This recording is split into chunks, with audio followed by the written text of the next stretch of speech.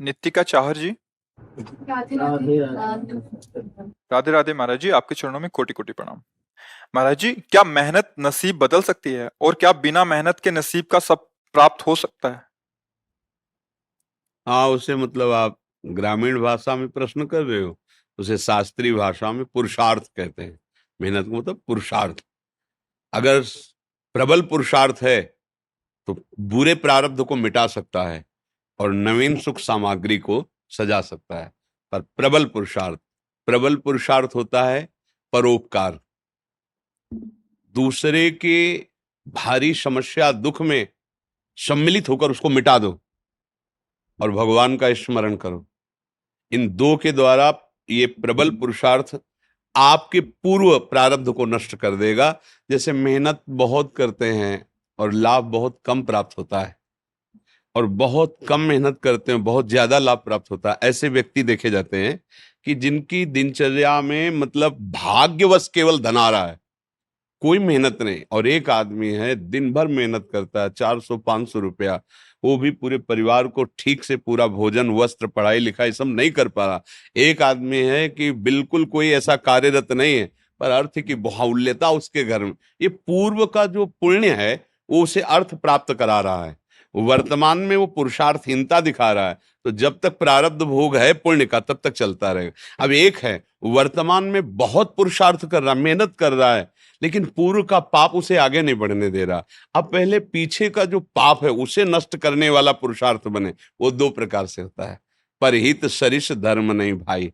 दूसरे का किसी का ऐसा हित हो जाए जो असहाय है, असमर्थ है, रोगी है, परेशान स्थिति में, हम उसका सहयोग कर दें बिना किसी स्वार्थ के और प्रभु का नाम जप करें। इन दो के द्वारा हम पुराने पुराने कर्मों का परिणाम जो हमें आगे नहीं बढ़े उनको हम नष्ट कर सकते हैं। तो हुआ तो ये भी प्रयास ही ना, मेहनत ये भी तो हुई ना। नाम जप करते हुए दूसरों के सुख की भावना में अपने कर्तव्य का पालन करते हुए, तो ये पुरुषार्थ आपके पूर्व प्रारब्ध का नाश कर सकता है। भाग्य से ही सब कुछ मिलता है ऐसा नहीं है, भाग्य भी काम करता है। जैसे बहुत पढ़ लिख करके ग्रेजुएट हुए लेकिन प्रारब्ध इतना बुरा है, नौकरी नहीं मिल रही, तो बेचारे गांव के कार्य कर रहे हैं या छोटी मोटी दुकान कर ली और ऑफिसर रैंक की पढ़ाई किए हुए है। और एक है कि ऐसे घर में जन्मे हैं कि जमींदारी पहले से ही है, और वो न पढ़ने में रुचि न किसी क्रिया में रुचि, लेकिन वो बहुत सांसारिक सुखों को भोग रहे हैं। यहाँ प्रारब्ध देखा जाता है। लेकिन एक है कि बहुत गरीब घर में जन्मा, बहुत मुश्किल से उसके माता पिता ने पढ़ा पाया, पर उसने जी जान से मेहनत की, इतना पुरुषार्थ किया कि वो गांव में सबसे बड़ा आदमी बन गया। ये भी देखा जाता है। जो अपने पुरुषार्थ को प्रबल कर दे तो प्रारब्ध को मिटाया जा सकता है। अगर पुरुषार्थ हल्का हुआ तो प्रारब्ध जोर कर देगा और आगे नहीं बढ़ पाएगा। सबसे जोर का पुरुषार्थ है परहित करना और भगवत स्मरण करना। ये मतलब शास्त्र की एकदम सार बात बता रहे हैं। जिसको संसार में सबसे जल्दी उन्नति प्राप्त करनी हो, ये दो बात पकड़ ले। भगवान से मनावे कि कभी किसी की सेवा का अवसर हमें दीजिए। माता पिता गुरुजन, कोई बाहरी पशु पक्षी, ऐसा कोई बीमार व्यक्ति जिसका कोई सहयोगी नहीं, कोई ऐसा जिसको हमें अवसर मिला है, बहुत बड़ी मतलब ये बिल्कुल रामबाण औषधि समझो कि इसमें अचूक वो तुम्हारे प्रारब्ध को विध्वंस कर देगी। जहां तुमने किसी असहाय की बिना स्वार्थ के, बिना कुछ लेने की भावना के और तन मन धन वचन से सेवा की और भगवान का स्मरण किया, ये तुम्हारे पूर्व प्रारब्ध का नाश कर देगा।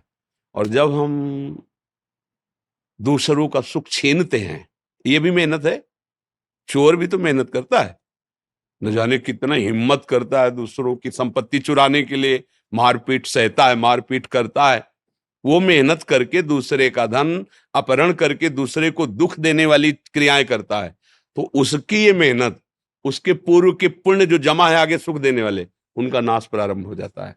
पूर्व का पाप और वर्तमान का पाप, ये जब दोनों मिलेंगे तो किसी काम का नहीं कहते मिट्टी में मिल गया, किसी काम का नहीं, सब विध्वंस हो जाता है।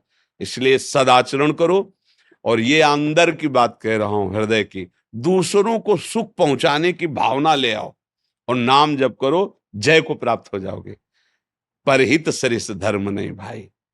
जटायु जी को वो गति वो दुलार मिला जो महाराज दशरथ जी को प्रभु ले।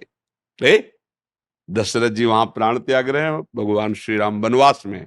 जटायु जी ने अपने प्राणों की परवाह न करके सीता जी की रक्षा रावण से करने के लिए रावण पर, महाबली रावण है, आक्रमण कर दिया और एक बार तो बेहोश करके गिरा ही दिया चोंच और पंजों की मार से, और उसके चंद्रहास के प्रहार से पंख कट गए। राम राम राम।